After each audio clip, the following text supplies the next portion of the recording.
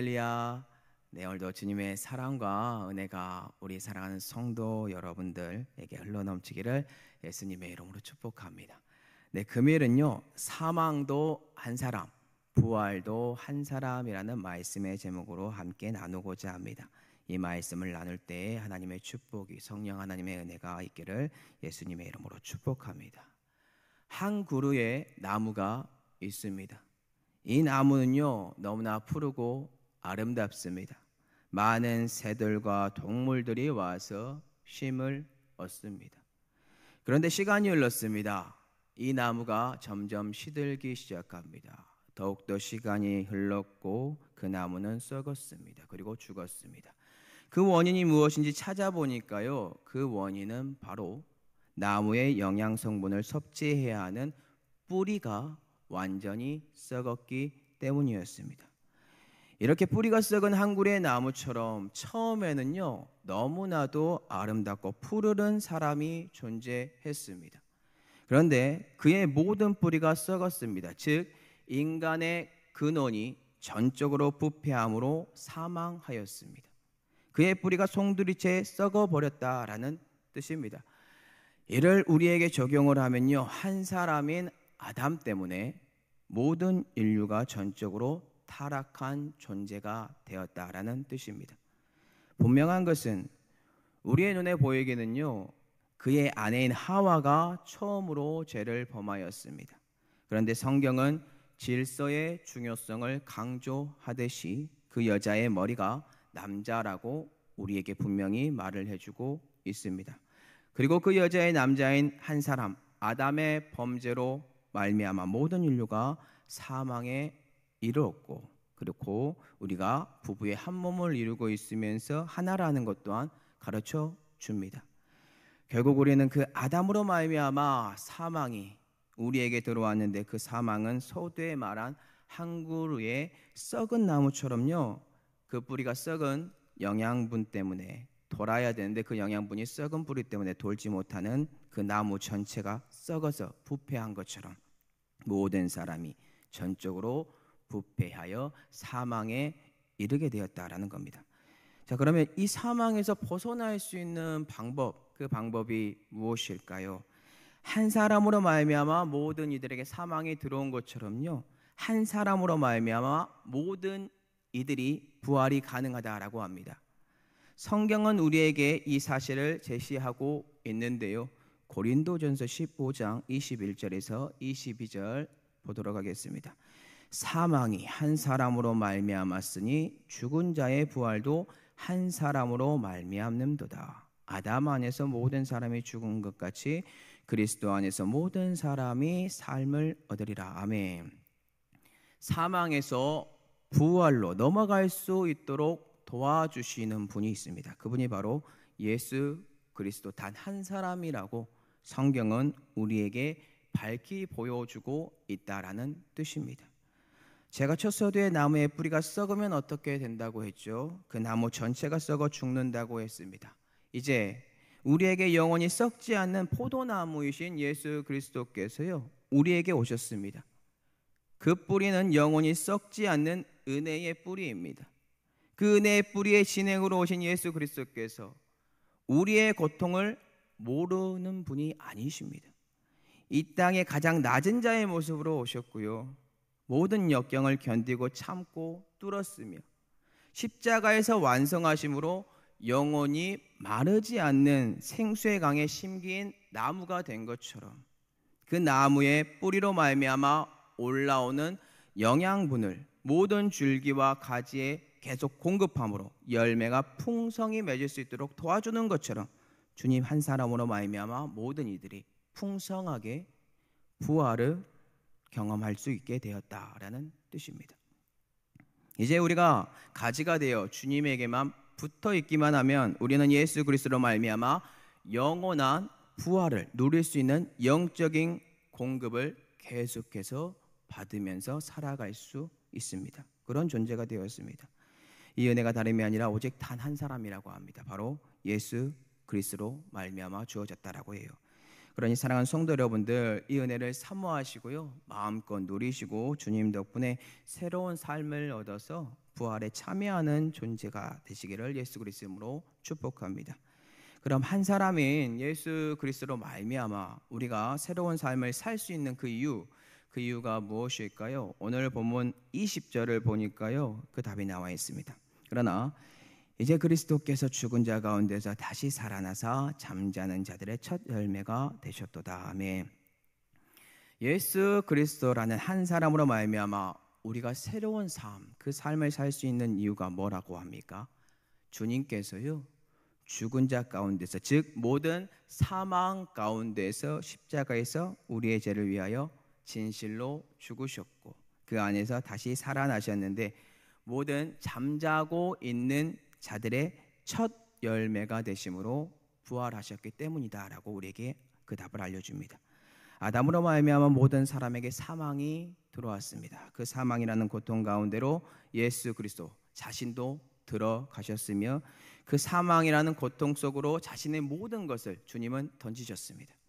그리고 십자가로 말미암아 그 사망 안으로 들어가심으로 그 사망 안에서 허우적거리고 고통 중에 있는 우리들을 위하여, 즉 고통의 절규와 아우성과 끊임없이 달려달라는 우리의 영적인 외침 속에서 주님은 우리들을 위하여 가장 첫 번째로 부활하셨다라는 뜻입니다.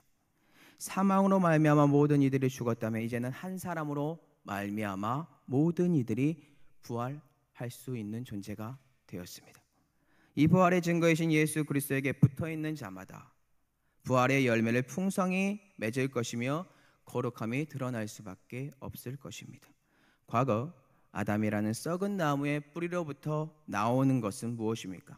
증오, 탐욕, 불의, 추악, 시기와 질투, 살인과 분쟁이 계속해서 우리의 모습에서 흘러나왔다면 이제 부활의 증거인 예수 그리스도는 단 한 사람의 그 뿌리의 진액, 근원을 통하여 우리의 삶은 이제 부활의 증거인 성령의 열매인 사랑과 희락과 화평과 오래 참음, 자비, 양성, 충성, 온유, 절제의 열매들이 우리의 삶 속에서 만천하에 드러나게 될 것이다라는 겁니다. 그렇다면 부활을 조금 더 살펴볼 텐데요, 부활을 두 가지 시점으로 간단하게만 한번 살펴보도록 하겠습니다. 이 부활을 알기 위해서는요, 먼저 오늘 성경에서 말하고 있는 부활의 시기가 정확하게 언제인지 봐야 합니다. 고린도전서 15장 23절입니다.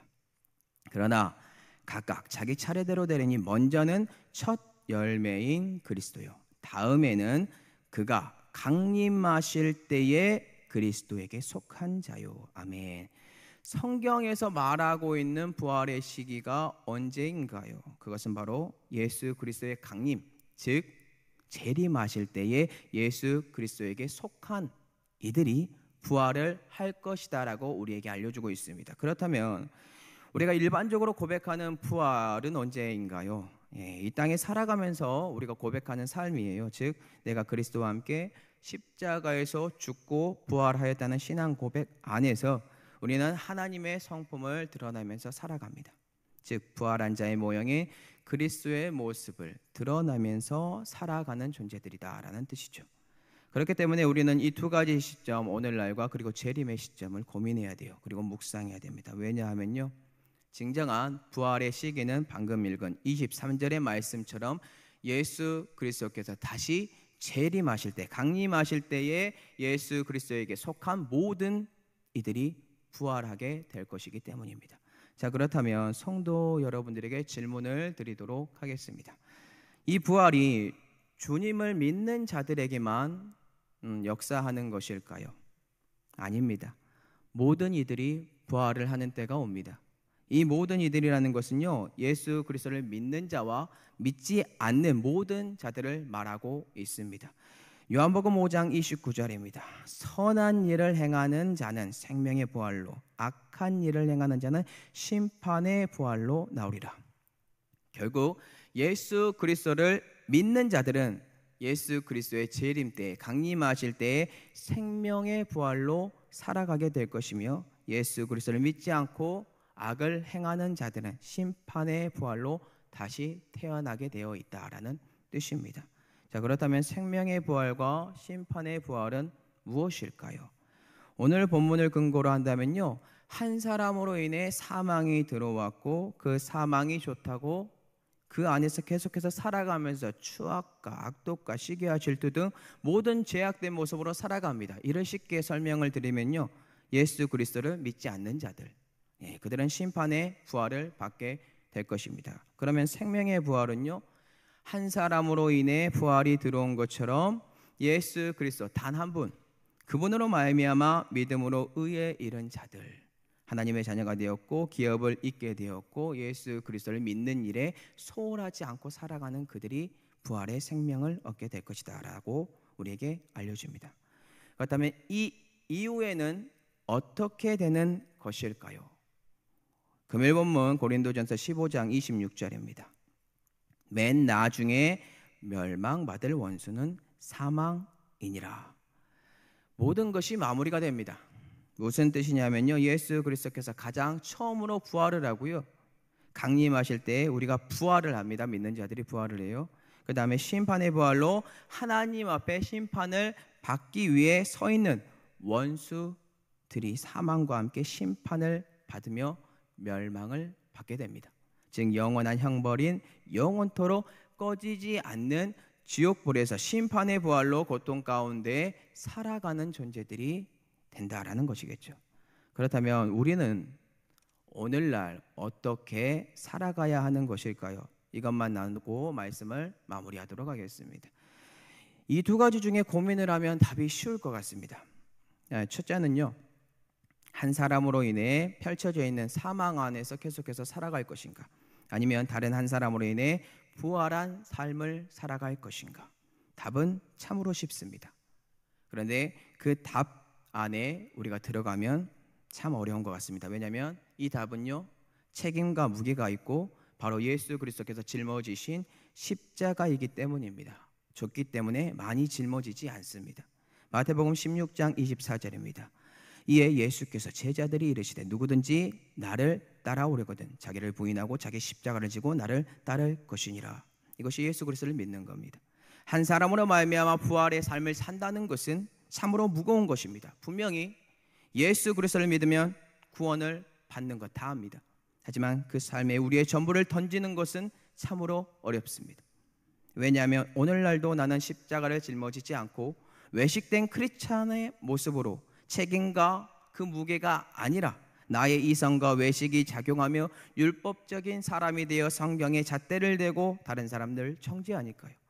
고린도 교인들이 이러한 사람들이 됐습니다. 은사가 넘쳤고 성경적인 지식이 넘쳤으며, 그런데 그와 반대로 십자가를 짊어지는 사랑이 넘치는 사람은 부족했습니다. 즉 사랑이 식어버린 오늘날의 우리들의 모습처럼 그들의 열정이 예수 그리스도께서 보여주신 부활의 모습 보이지 않는다라는 겁니다. 그렇기 때문에 우리는 고민해야 할 줄로 믿습니다. 어떻게 해야 오늘도 나는 십자가를 짊어질 수 있을까? 그 답은 예수 그리스도 안에 있습니다. 그분이 첫 열매가 되심으로 나의 삶의 부활이 무엇인지 알게 해주신 것처럼 우리도 그렇게 믿음으로 살아가면 됩니다. 말씀 정리하겠습니다. 누구도 그리스도 사랑 안에서, 즉 하나님의 사랑 안에서 우리를 끊을 수 없다는 것을 모두 다 알고 있습니다. 그리고 그 안에 거한 사람들은요, 아담이라는 썩은 뿌리에서 벗어났습니다. 사망에서, 이 감옥에서 벗어나 예수 그리스도라는 참된 포도나무의 뿌리와 줄기로 옮겨진 자들, 부활할 수 있는 자들입니다. 즉 부활의 삶을 살아가는 존재들로서 이제는 내가 아니라 하나님의 뜻이 나에게 허락되어 주므로 이 땅에서는 하나님의 나라가 임할 수 있도록 계속해서 사모하는 마음으로 살아가고 그 열매들이 맺혀지는 것이며, 그리고 마지막 때에 진정으로 예수 그리스도께서 강림하실 때에, 재림하실 때에 부활의 몸으로 주님과 함께 그 귀하고 복된 곳에 살아갈 존재들입니다. 그렇기 때문에 우리 사랑하는 성도 여러분들, 내 자신을 부인하고 예수 그리스도를 믿는 일에 소홀하지 마시며 책임과 의무를 다하시고 아버지께서 주시는 성령의 호흡간에 예수 그리스도 단 한 분만을 통하여 주어지는 이 부활을 우리 저와 성도 여러분들이 계속해서 누리면서 살아가는 은혜가 있기를 예수님의 이름으로 축복합니다.